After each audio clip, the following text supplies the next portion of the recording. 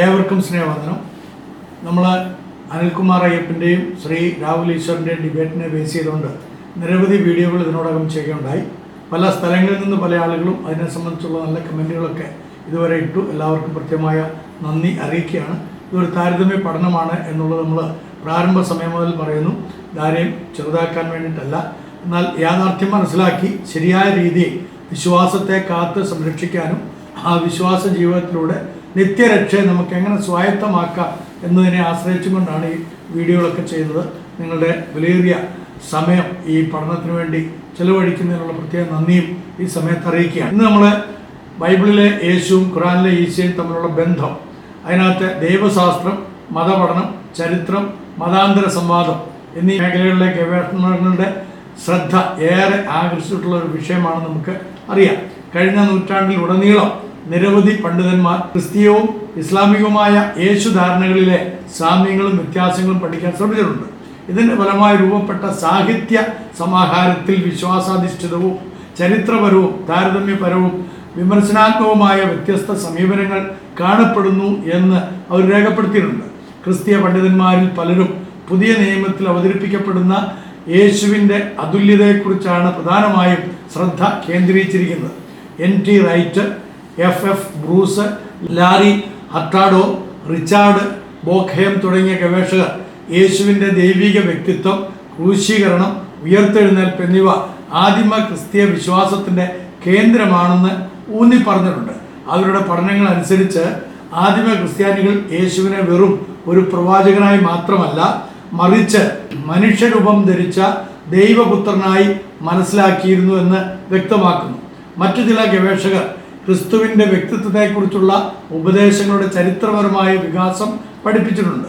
പുതിയ നിയമം യേശുവിനെ പൂർണ്ണ മനുഷ്യനും പൂർണ്ണ ദൈവവുമായി എങ്ങനെ അവതരിപ്പിക്കുന്നു എന്നും ആദിമ സഭയുടെ ആദ്യകാലങ്ങളിലെ വിശ്വാസ പ്രമാണങ്ങളിൽ ഈ ഉപദേശങ്ങൾ എങ്ങനെ രൂപപ്പെടുത്തിയെടുക്കപ്പെട്ടു എന്നും അവർ പരിശോധിച്ചിട്ടുണ്ട്. ക്രിസ്തീയ യേശുധാരണയെ മനസ്സിലാക്കുന്നതിനുള്ള പ്രധാന അടിത്തറകൾ ഈ പഠനങ്ങൾ നമുക്ക് പ്രദാനം ചെയ്തിരിക്കുന്നു. അപ്പോൾ ഇത് തന്നെയായിരുന്നു പ്രിയപ്പെട്ട രാഹുലിൻ്റെ ചില വാദങ്ങൾ. ഈ ചില സാഹിത്യ ഗ്രന്ഥങ്ങളിൽ എങ്ങനെയാണ് യേശുവിനെ അവതരിപ്പിച്ചിരിക്കുന്നത്, ഈശോയെക്കുറിച്ച് പറഞ്ഞിരിക്കുന്നത്. അപ്പോൾ ആ ഒരു സാഹിത്യപരമായിട്ടുള്ള ഒരു താരതമ്യം കൂടിയാണ് നമ്മളിപ്പോൾ ഈ ക്ലാസ്സിലൂടെ പഠിക്കാൻ ആഗ്രഹിക്കുന്നത്. അപ്പോൾ ഇസ്ലാമിക പാരമ്പര്യത്തിൽ ഇബ്നു കസീർ, അൽ തബരി, അൽ ഖുർത്തുബി, ഫക്രുദ്ദീൻ അൽ റാസി തുടങ്ങിയ ക്ലാസിക്കൽ വ്യാഖ്യാതാക്കൾ ഖുറാനിലെ ഈശയെ സംബന്ധിക്കുന്ന ഭാഗങ്ങൾക്ക് വിപുലമായ വ്യാഖ്യാനങ്ങൾ നൽകിയിട്ടുണ്ട്. അവർ ഈശയെ അള്ളാഹു അയച്ച മഹാനായ പ്രവാചകനായി അവതരിപ്പിക്കുകയും ഈശായുടെ ദൈവത്വവും ദൈവപുത്രത്വവും നിഷേധിക്കുകയും ചെയ്യുന്നു. ഈ വ്യാഖ്യാനങ്ങൾ നൂറ്റാണ്ടുകളായി ഇസ്ലാമിക ലോകത്തിലെ പൊതുവായ ധാരണയെ രൂപപ്പെടുത്തിയിട്ടുണ്ട്. ആധുനിക മുസ്ലിം പണ്ഡിതന്മാരും ഈശയുടെ വ്യക്തിത്വത്തെക്കുറിച്ച് വ്യാപകമായിട്ട് എഴുതിയിട്ടുണ്ട്. മുഹമ്മദ് അദാവുർ റഹീം, അഹമ്മദ് ദിദാത്ത് തുടങ്ങിയ എഴുത്തുകാർ ഖുറാനിലെ ഈശയുടെ ചിത്രം യേശുവിൻ്റെ യഥാർത്ഥ ഏകദൈവ വിശ്വാസ സന്ദേശത്തെ സംരക്ഷിക്കുന്നുവെന്നും പിന്നീട് ക്രിസ്തു മതത്തിൽ വികസിച്ച ചില ഉപദേശങ്ങളെ തിരുത്തുന്നുവെന്നും വാദിക്കുകയാണ് അവരുടെ പഠനങ്ങൾ പ്രധാനമായും തൃത്വം, ക്രൂശീകരണം, വെളിപ്പാട് എന്നിവയെ കേന്ദ്രീകരിച്ചായിരുന്നു. കെനത്ത് ക്രാക്ക്, ജെഫ്രി പാരിൻഡർ തുടങ്ങിയ താരതമ്യ മതപഠന ഗവേഷകർ ക്രിസ്തു മതത്തിലെയും ഇസ്ലാമിലെയും യേശുവിൻ്റെ ചിത്രീകരണങ്ങളെ വിശാലമായ മതാന്തര ദൃഷ്ടികോണത്തിൽ നിന്ന് പഠിക്കുകയും ചെയ്തിട്ടുണ്ട്. കന്യകാജനനം, അത്ഭുത പ്രവർത്തികൾ, ഭാവിയിലെ തിരിച്ചുവരവ് തുടങ്ങിയ പൊതുവായ വിശ്വാസങ്ങളെ അവർ ചൂണ്ടിക്കാണിക്കുമ്പോൾ യേശുവിൻ്റെ സ്വഭാവം, അധികാരം, രക്ഷാപങ്ക് എന്നിവയിലുള്ള അടിസ്ഥാനപരമായ വ്യത്യാസങ്ങളും അവർ ഊന്നി പറയുന്നു. അപ്പോൾ ഈ വിഷയത്തെക്കുറിച്ച് ഇതിനകം സമർത്ഥമായ സാഹിത്യ സമാഹാരം നിലവിലുണ്ടെങ്കിലും ബൈബിളിലെ യേശുവും ഖുറാനിലെ ഈശയും ഒരേ ചരിത്ര വ്യക്തിയെ വ്യത്യസ്ത ദൈവശാസ്ത്ര ചട്ടക്കൂടുകളിൽ അവതരിപ്പിക്കുന്നതാണോ എന്ന ചോദ്യത്തിന് ഇപ്പോഴും വിപുലമായ ഗവേഷണ സാധ്യതകളുണ്ട്. ഇതിൻ്റെയൊക്കെ ഈ പഠനത്തിൻ്റെ ഉപരിതലത്തിൽ നിന്നുകൊണ്ടാണ് രാഹുൽ ഈശ്വർ പറഞ്ഞത് വ്യത്യസ്തമായ കാഴ്ചപ്പാട് ഒരേ വ്യക്തിയെക്കുറിച്ച് പറഞ്ഞു എന്നുള്ളത്. അങ്ങനെയല്ല എന്നുള്ളതാണ് ഈ പഠനങ്ങളിലൂടെയൊക്കെ നമുക്ക് പൂർണ്ണമായി ബോധ്യമാകാൻ കഴിയുന്നത്. ഈ പഠനം പ്രാഥമിക സ്രോതസ്സുകളുടെ സൂക്ഷ്മമായ താരതമ്യ വികസനത്തിലൂടെ ആ സംവാദത്തിന് ഒരു സംഭാവന നൽകാൻ ശ്രമിക്കുകയാണ്. രാഹുലിൻ്റെ അനിൽകുമാർ അയ്യപ്പൻ്റെ ഒക്കെ. ഈ സാഹിത്യ അവലോകനം വ്യക്തമാക്കുന്നത് യേശുവിനെ കുറിച്ചുള്ള ചില ചരിത്രപരമായ പാരമ്പര്യങ്ങൾ ക്രിസ്തു മാർഗവും ഇസ്ലാമും പങ്കിടുന്നുവെങ്കിലും യേശുവിൻ്റെ വ്യക്തിത്വം, ദൗത്യം, ദൈവശാസ്ത്രപരമായ പ്രാധാന്യം എന്നിവയെക്കുറിച്ചുള്ള പൊതുവായിട്ടുള്ള അവരുടെ ധാരണകൾ ഗണ്യമായിട്ട് വ്യത്യസ്തപ്പെടുത്തിയിരിക്കുന്നു എന്നുള്ളത് തന്നെയാണ്. വ്യത്യസ്തം തന്നെയാണ്. ഈ വ്യത്യാസങ്ങൾ ഇന്നും ദൈവശാസ്ത്രപരമായ സംവാദങ്ങളെയും മതാന്തര ബന്ധങ്ങളെയും ആഴത്തിൽ സ്വാധീനിച്ചിരിക്കൊണ്ടിരിക്കുന്നു എന്നതിന് യാതൊരു സംശയമില്ല. ഇവിടെ ബൈബിളിലെ യേശുവിൻ്റെ വ്യക്തിത്വവും സ്വഭാവവും അതെന്താണ് നമ്മൾ അറിയണം. The identity and person of Jesus in the Bible. അതറിഞ്ഞാൽ മാത്രമേ ഖുറാനിലെ ഈശോയുടെ ആ പൊള്ളത്തരം നമുക്ക് കൃത്യമായിട്ട് മനസ്സിലാക്കാൻ കഴിയുള്ളൂ. അപ്പോൾ ക്രിസ്തീയ വിശ്വാസത്തിൻ്റെ കേന്ദ്ര ബിന്ദുവാണ് യേശു ക്രിസ്തു. ക്രിസ്തു മാർഗത്തിലെ എല്ലാ പ്രധാന ഉപദേശങ്ങളും ഏതെങ്കിലും രീതിയിൽ യേശുവിൻ്റെ വ്യക്തിത്വത്തോടും ദൗത്യത്തോടും അഥവാ മിഷനോടും, personality and mission of Jesus Christ വളരെയധികം റിലേറ്റഡ് ആയിട്ട് നിൽക്കുകയാണ്. അതിനാൽ ബൈബിൾ യേശുവിനെ എങ്ങനെ അവതരിപ്പിക്കുന്നു എന്നത് മനസ്സിലാക്കാതെ ക്രിസ്തീയ ദൈവശാസ്ത്രത്തെ ശരിയായിട്ട് ഗ്രഹിക്കാൻ പോലും കഴിയുകയില്ല.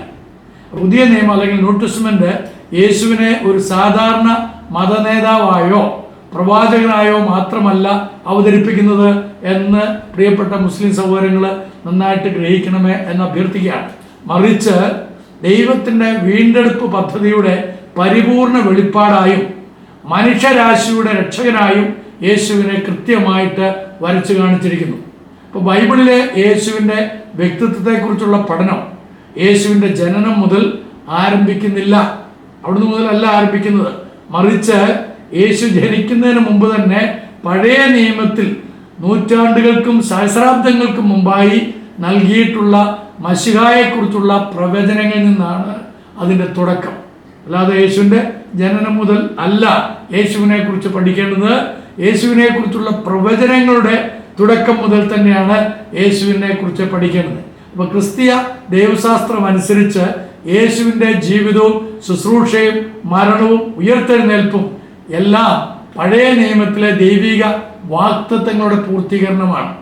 അപ്പോൾ പഴയ നിയമത്തെ എന്തുകൊണ്ട് ക്രൈസ്തവ സഭ ദൈവനിശ്വാസ്യമായിട്ട് അംഗീകരിച്ചിരിക്കുന്നു എന്ന് ചോദിച്ചാൽ, ഈ പറയുന്നതായിട്ടുള്ള ക്രിസ്തീയ സാക്ഷ്യത്തിൻ്റെ, ക്രിസ്തീയ വിശ്വാസത്തിൻ്റെ അടിസ്ഥാനം പുതിയ നിയമത്തിൽ മാത്രമല്ല, ഈ പുതിയ നിയമത്തിൽ വെളിപ്പെടുത്തപ്പെട്ടതായിട്ടുള്ള ദൈവത്തെക്കുറിച്ചുള്ള കൃത്യമായ വിവരണങ്ങൾ പഴയ നിയമത്തിലൂടെ നമുക്ക് ലഭ്യമാകുന്നു. സാധാരണ പറയാറുണ്ട് പഴയ നിയമം എന്ന് പറയുന്നത് നിഴലും പുതിയ നിയമം എന്ന് പറയുന്നത് പൊരുളുമാണ്. അങ്ങനെയല്ല.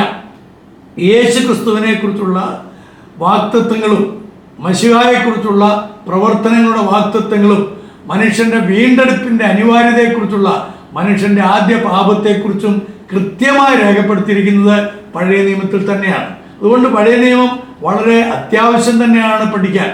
പഴയ നിയമം ഗ്രഹിക്കാതെ പുതിയ നിയമത്തെ മാത്രമായിട്ട് നമുക്ക് മനസ്സിലാക്കാനും കഴിയുകയില്ല.